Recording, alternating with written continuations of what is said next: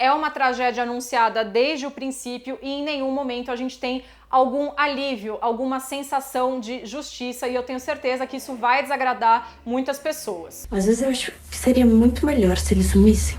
E aí, pessoal, tudo bem com vocês? Eu sou Fê Pineda e no vídeo de hoje eu vou falar sobre a dobradinha de filmes O Menino que Matou Meus Pais e A Menina que Matou os Pais. Ambos chegaram aí essa semana ao Amazon Prime Video e são filmes brasileiros que estavam bem aguardados, né? Era prometida aí uma experiência de cinema, a produção até chegou a dizer que eles iam fazer um formato de ingresso casado, mas acabou chegando no streaming e, sinceramente, eu acho que foi a melhor coisa que aconteceu a esse filme, especialmente porque você realmente precisa assistir aos dois longas para ter uma experiência mais completa. Agora, que tipo de experiência vai ser essa? É isso que eu vou tentar aqui comentar um pouco mais na crítica de hoje, que é sem spoilers. Lembrando, é claro, que estamos falando aí de dois filmes inspirados em fatos reais. Ambos os filmes revisitam um crime que chocou o Brasil em 2002, o assassinato do casal Richthofen, né? E também depois a posterior condenação da filha do casal, a Suzane von Richthofen, e também do namorado dela na época, Daniel Cravinhos, e do irmão dele,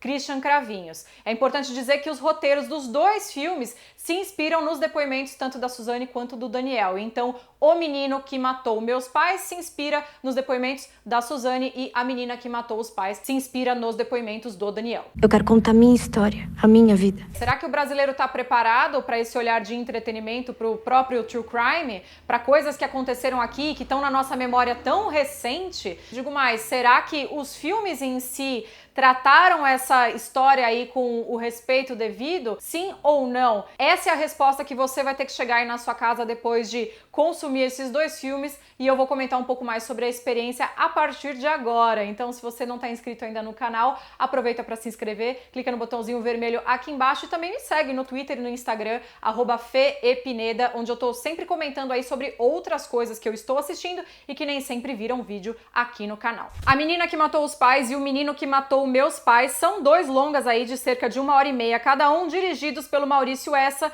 e que contam com o roteiro da Elana Casoy e do Rafael Montes. Dupla que é muito conhecida pelos fãs de True Crime aqui no Brasil, porque eles já têm vários livros publicados e inclusive são eles as mentes por trás aí de Bom Dia Verônica, a série policial da Netflix que também fez muito sucesso. Ou seja, os roteiros vêm aí de mãos experientes. Então guarde essa informação. Nos papéis principais a gente tem a Carla Dias como Suzane e o Leonardo Bittencourt como Daniel Cravinhos, e os dois estão muito bem. O Leonardo surpreende pelo trabalho, e o que dizer da Carla, né? Deve ter sido extremamente desafiador para ela, e ela entrega. Ela faz tudo que o filme pede, né? Ela dá tudo de si ali pro material, e eu acho até que, assim, mesmo em algumas cenas que não contribuem tanto, ela conseguiu ali se entregar muito bem. E vamos falar que é uma personagem extremamente difícil, não só por ser uma pessoa real e também uma personagem aí, né, com um psicológico muito complicado, mas também porque o brasileiro, de forma geral, consumiu muito a imagem da Suzane, né? Toda a cobertura da mídia girava muito em torno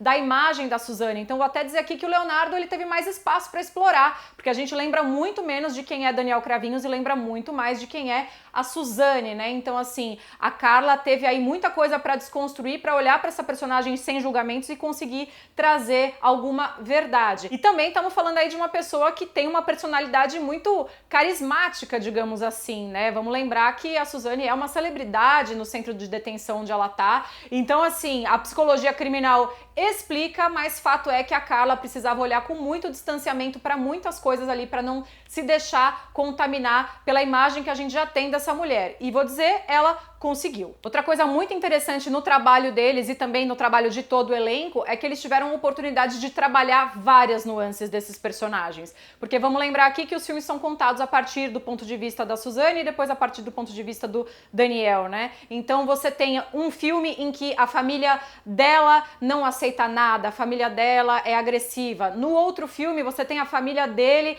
sendo uma família assim que meio que faz vista grossa, né? E a família dela sendo mais, compreensiva, compreensiva, querendo o melhor para a filha. Então você percebe ali os atores trabalhando muito todas essas nuances, os textos diferentes, mas sem perder a essência do personagem, o que é muito interessante. Fora isso, tanto a Carla Dias quanto o Leonardo Bittencourt tiveram a oportunidade ainda de trabalhar os personagens deles num terceiro momento, que é aquela interpretação mais distanciada durante o julgamento, enquanto eles estão ali revivendo a história. No filme dele, ele se vende como o seduzido, o coitado, e ela é muito mais transtornada e dissimulada. Já no filme dela, a gente sente ela muito mais numa posição de vítima, de garota de família que se corrompeu, e o Daniel é um cara assim que se impõe, até meio agressivo, e demonstra um alto grau de interesse financeiro nesse relacionamento. Ou seja, né, são as versões que cada um ali resolveu contar dos mesmos fatos, da mesma linha do tempo, são linhas do tempo nos filmes bem parecidas e que fazem com que a gente veja o que era conveniente para cada um falar diante do julgamento. O que a gente tira disso? Que na verdade nenhum dos dois falou completamente a verdade. Então assim, essa experiência de assistir aos dois filmes não é sobre você aí em casa ficar brincando de você decide para saber quem fala mais a verdade e quem falou menos a verdade. No final das contas, são duas histórias repletas de inverdades, aí você pode ter um julgamento de quem falou mais, quem falou menos, mas é uma situação em que a gente fica ali diante de meio que um jogo dos 7 erros, sabe? Agora, se você quiser procurar um ponto de verdade, se você estiver interessado nisso, se você não conhece muito a história do crime, vale sempre a pena olhar pro irmão da Suzane, porque é o personagem que menos muda conforme a versão que tá sendo contada. Bonitinho ele. Para com isso, mãe. Paquerar é bom.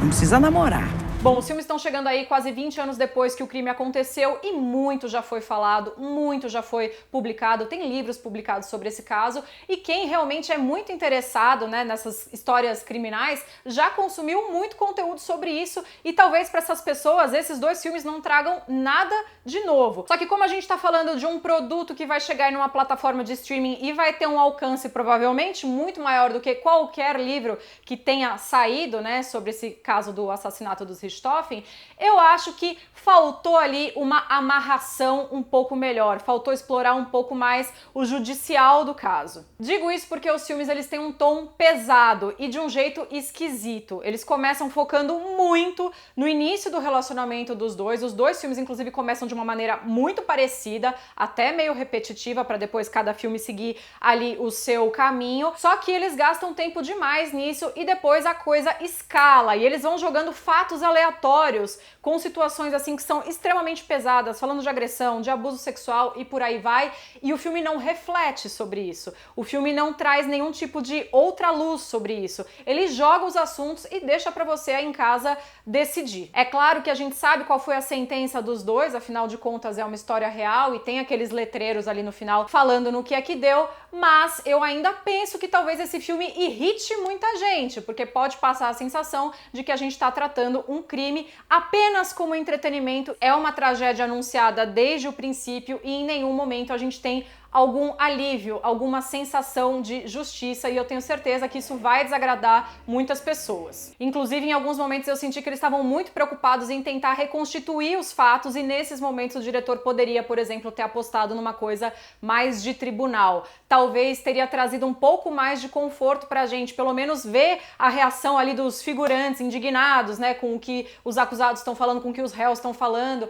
e a gente tem muito pouco disso. Falando um pouco mais sobre a experiência, eu decidi assistir primeiro a versão dele dos fatos, né? A menina que matou os pais, justamente porque foi essa versão que a mídia mais divulgou, né? Colocando a Suzane como a principal mente por trás do crime. E depois eu assisti justamente a visão dela, que é o menino que matou meus pais. E eu diria que a gente termina aí essa experiência sentindo que a Suzane mais real é a que ele relata e o Daniel mais real é o que ela relata. Ou seja, tem muitas incongruências aí e eu acho que talvez seja esse o entretenimento que o fã de True Crime quer, né? Ficar aí tentando pegar uma coisa aqui, uma coisa ali, para saber quem falou o quê e em qual momento para se beneficiar. Inclusive, ambos têm momentos que você não compra a história de jeito nenhum. Por exemplo, na versão dele, ele dizendo ali que convenceu o irmão a entrar no crime, né, tudo em cima da hora, né? É uma coisa difícil da gente comprar. Do mesmo jeito, é difícil da gente acreditar que ela seja uma garota tão inocente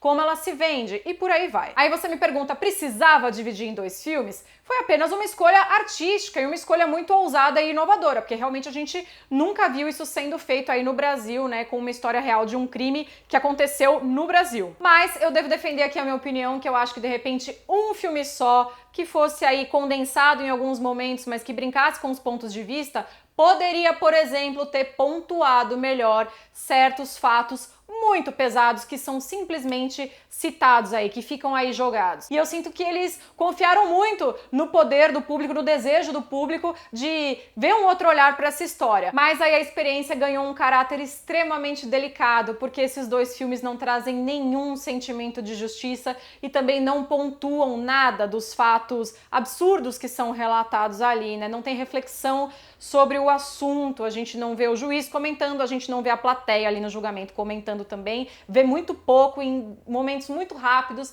e não é o suficiente. Inclusive tentei aí tirar uma lição disso tudo, né? Tentei aí buscar uma mensagem e pude perceber que, apesar das famílias Richthofen e Cravinho serem tão diferentes, a gente vê que ambas sofriam de um mesmo mal, a falta de diálogo entre pais e filhos, porque os filhos ali dos 2 casais tinham vidas paralelas sobre a qual eles não sabiam quase nada. Então, se dá para tirar algo disso tudo, é converse em casa, para dizer o mínimo, né? E eu acho que esses filmes vão deixar muita gente irritada e é uma questão que vai longe, né? Porque a gente vê o cinema hollywoodiano falando tanto, né, de criminosos, de assassinos em série, e aqui no Brasil a gente vê muito menos, porque parece que a nossa tolerância é mais baixa. Não sei, acho que vale a pena a gente discutir um pouco mais sobre isso e quero saber como foi a sua experiência assistindo essa dobradinha de filmes. Conta aqui embaixo nos comentários e eu te vejo no próximo vídeo. Até!